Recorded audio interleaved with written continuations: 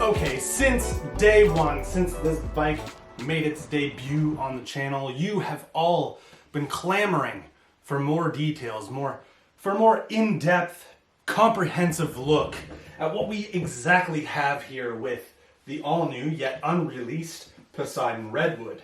Well, this, my fine feathered friends, is that video. And yes, you did read that title right. It's going to be released at $899. All right, let's talk about this thing, shall we? Obviously, the first thing we need to look at is the frame and fork, the frame set, if you will. It is constructed of 6061 heat-treated aluminum, and it's going to be carrying a lifetime warranty. As far as we know, tire clearance for 650B tires up to 2.5. That's 2.5 inches of rubber. 2.35 is already ridiculous. 2.5 is just, well, it's another level that I'm personally not willing to explore. We got provisions for rack and stuff everywhere. What's there, like 3 on this side, spot for a fender, 3 here, so we're up to 6. 7, 8, 9, 10, 11, 12, 13, 14, 15, 16, 17, 18, 19, 20.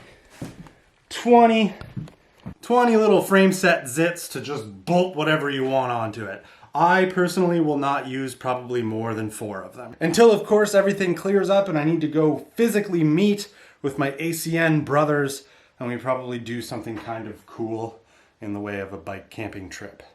Then, those bolts will come out and be exposed to the world for the first time ever, so that something can be bolted on. I don't want to forget the fact that there's an opportunity for a small frame bag here, something that I think we will all take advantage of, that I plan to in the next month. Threaded bottom bracket without any sort of like dropped chain stays or anything weird like that to try and get these tires to fit.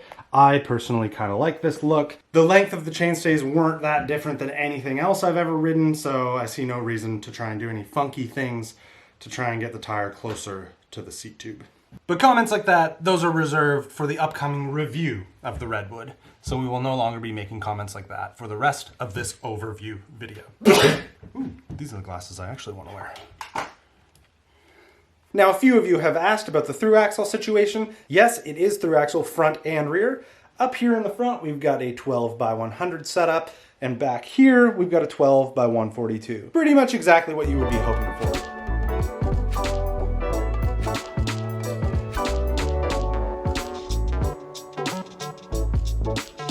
Let's talk about wheels and tires next. Obviously, considering the frame and fork are through axle, the hubs need to be the appropriate through axle to fit. The hubs, to me, look high quality. They are a brand that I'm actually not familiar with.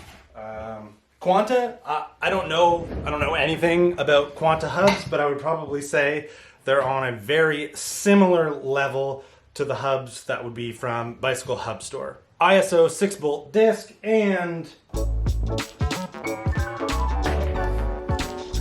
Yep, definitely sealed bands. Laced to some extremely wide 650B rims that are indeed tubeless ready. I just measured with these calipers the outer width of these rims, and they're right around 32 mils. So that's going to put the internal width right around like 28 mils.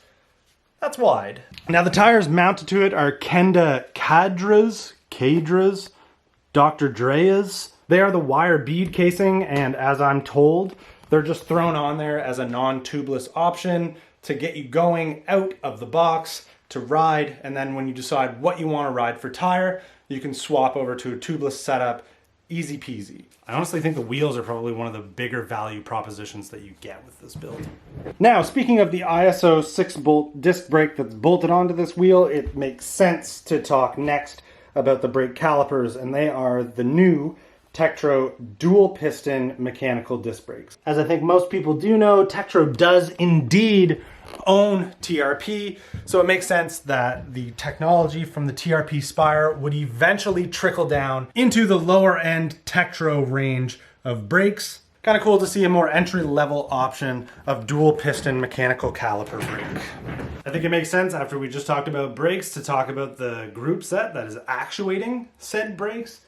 And that is indeed the scrappy young company that us on ACN are such fans of, Microshift Advent X. So here, of course, are the Microshift Advent X shifters. As some of you in previous uploads have expressed your disdain for a shift cable coming out of the side of the shifter, it does, of course, indeed have that. And the shifting actuates kind of like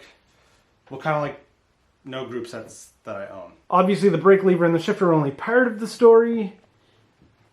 The rest of the party happens down here. Square taper bottom bracket, pro wheel crankset, 38 tooth narrow wide chainring. Obviously a clutched Microshift Advent X rear derailleur that I just learned on one of the last rides that you can actually turn the clutch on and off like Shimano. Wrapping the chain around a pretty industry standard 10 speed 11 through to 48 tooth Microshift cassette. I never thought I would get used to seeing cassettes this big on wheels, but these days when I see small cassettes, I think they're weird.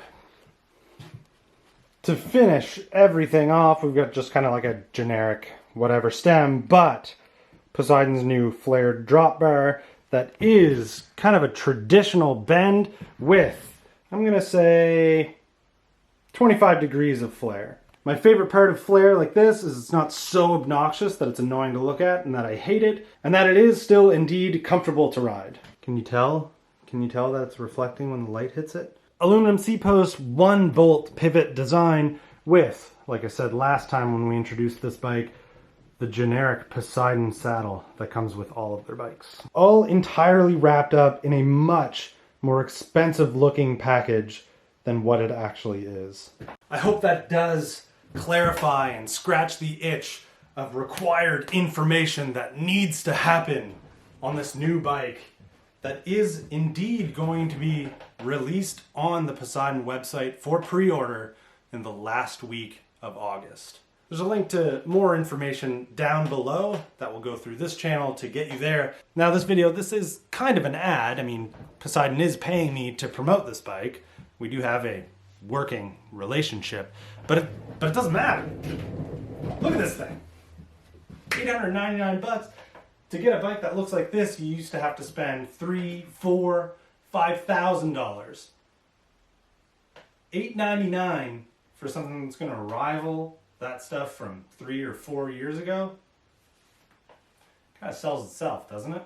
Okay, that's the end of this rainy day video here in the shed. Be sure to go check out the brands that support this channel in the links below. And if you feel like supporting this channel directly, don't hesitate to go buy everything you need through the Amazon links that are below, or buy your merch direct from the store that is also linked below, or just subscribe to the channel, watch everything that comes out. I have no idea the help and the support that consistent income that you guys contribute to helps this channel and helps everything that the Spindat Media Production Enterprise is working towards. For now, thank you.